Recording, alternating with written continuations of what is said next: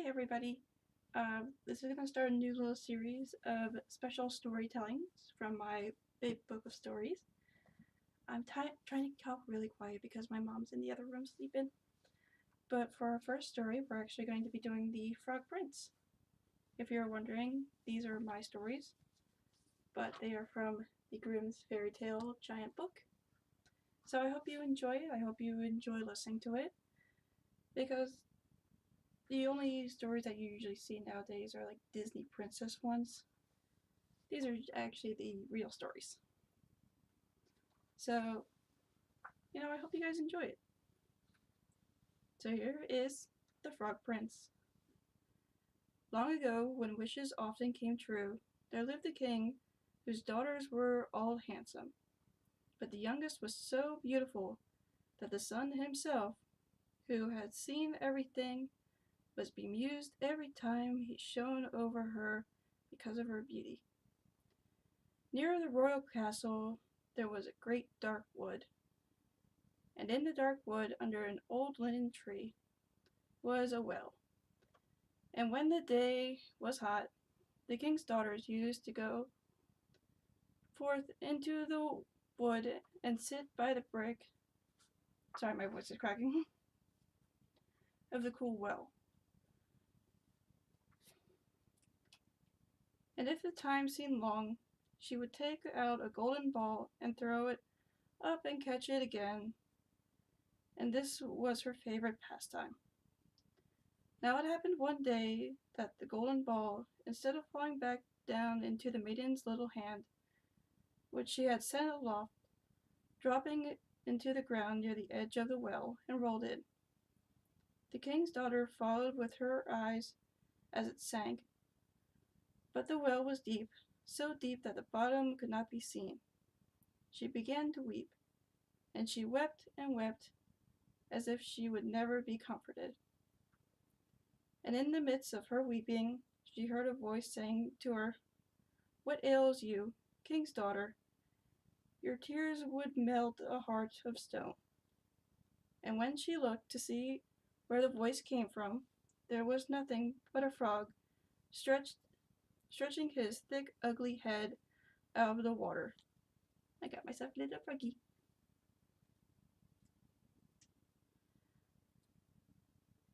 "Oh, it's you, old waddler," she said, "as I weep because my golden ball has fallen into the well."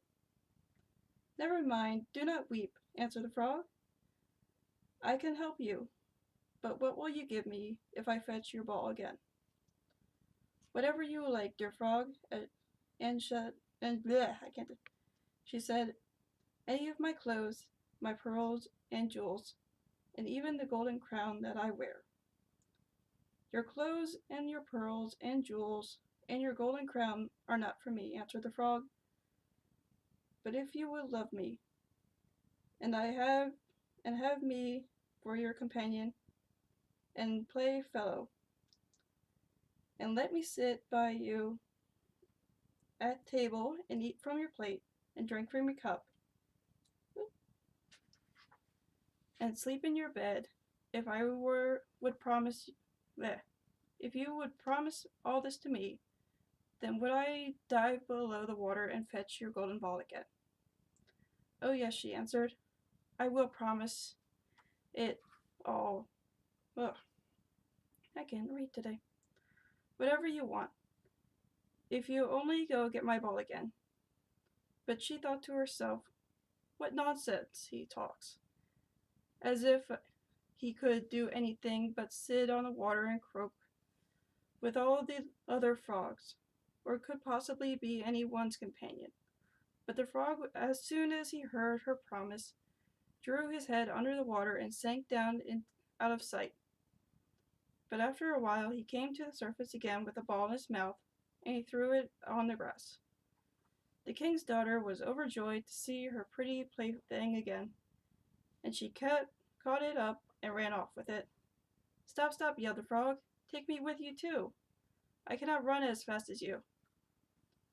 But it was of no use, for the croak after her as he might, she would not listen to him, but made haste home. and very soon forgot about the poor frog, who had to betake himself to his will again. The next day, when the king's daughter was sitting at the table with the king and all the court, and eating from her golden plate, there came something pittering-pattering up the marble stairs, and there came a knocking at the door with a voice crying out, "Youngest king's daughter, let me in." And she got up and ran to see who it could be. But when she opened the door, it was the frog sitting outside. She shut the door hastily and went back to her seat, feeling very uneasy. The king noticed how quickly her heart was beating and said, "My child, what are you afraid of? Is there a giant standing at the door, ready to carry you away?" "Oh no," answered she, "a giant, no giant, but a horned frog." "And what does this frog want?" asked the king. "Oh, dear father," answered she, "when I was sitting by the well yesterday, I was playing with my golden ball. It fell into the water, and when I was crying for the loss of it, a frog came and got it from me again. While I was sorry, for me, on one condition, that I would let him be my companion, but I never thought that he could leave the water and come after me. But now, there he is outside the door, and he wants to come in to me." And then they heard him knocking a second time and crying, "Youngest king's daughter, open to me, by the well water, what you promised to me. Youngest king's daughter, now open to me." "That which thou hast promised thou must perform," said the king. "So go on now, let him in." So she went and opened the door, and the frog hopped in, following her heels, till she reached the chair. Then he stopped and cried, "Lift me up so I may sit by you." But she delayed doing so until the king ordered. When once the frog on the chair, he began to get onto the table, where he sat and said, "Now push your golden plate a little nearer so that we may eat together." And so she did, but everybody might see how unwilling she was. The frog feasted heartily, but every morsel seemed to stick in her throat.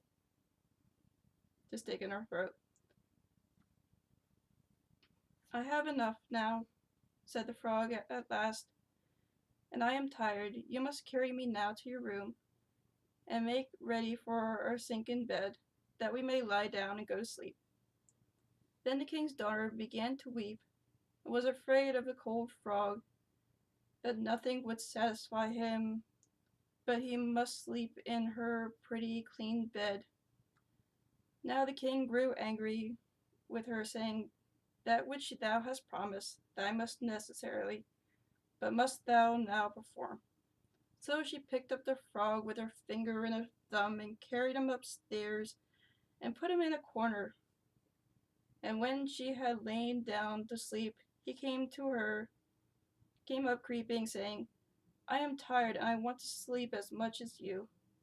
Take me up, or I will tell thy father." Then she fell beside herself with rage, and picking him up, drew him with all her strength against the wall, crying, "Now will you be quiet, you horrid frog?" But as he fell, ceasing to be a frog, and became once more a prince, with beautiful kind eyes, and now came to pass, with her father's consentment, they became bride and bridegroom, and he told her how a wicked witch had bound him by her spell, and now no one but she alone could have released him, and that they two would go together to his father's kingdom, kingdom, and there became to the door a carriage drawn by 8 white horses and 8 white plumes, on the heads, and golden harnesses beyond the carriage was standing a faithful Henry, the servant of a young prince. Now faithful Henry had suffered such care and pain when his master was turned into a frog that he uh, had been obliged to wear 3 iron bands over his heart to keep him from breaking with troublesome and anxiety. When the carriage started to take the prince to his kingdom, and faithful Henry had helped him both in, he got up behind. I can't stop. He got up behind. It was full of joy of his master's deliverance, and when they had gone apart of ways, the prince heard a sound in the back of the carriage, as if something had broken, and he turned and rolled and cried, "Henry, the wheel must be breaking." But Henry answered, "The wheel does not break. 'Tis the band around my heart, that a lessened is ache. When I grieved for your sake, I bound around my heart." Again, and yet once again, there was the same sound, that the prince thought it must have been the wheel breaking. But it was the breaking of other bonds from faithful Henry's heart, because he was so relieved and so happy. So in the true story, the princess actually picked up the frog, like so, and whipped him clear across the room and almost killed him. So I know I was a little, janky reading it, but if you liked it, go ahead, give it a little thumbs up. I don't want to be like, oh, please thumbs up everything, please thumbs up everything. But there's a whole lot of stories. Look how thick that is. Those are golden pages. So, it also helps out my hands too, because they've been splitting. So I hope you guys enjoyed it. I'll see you in the next one. See ya. Bye.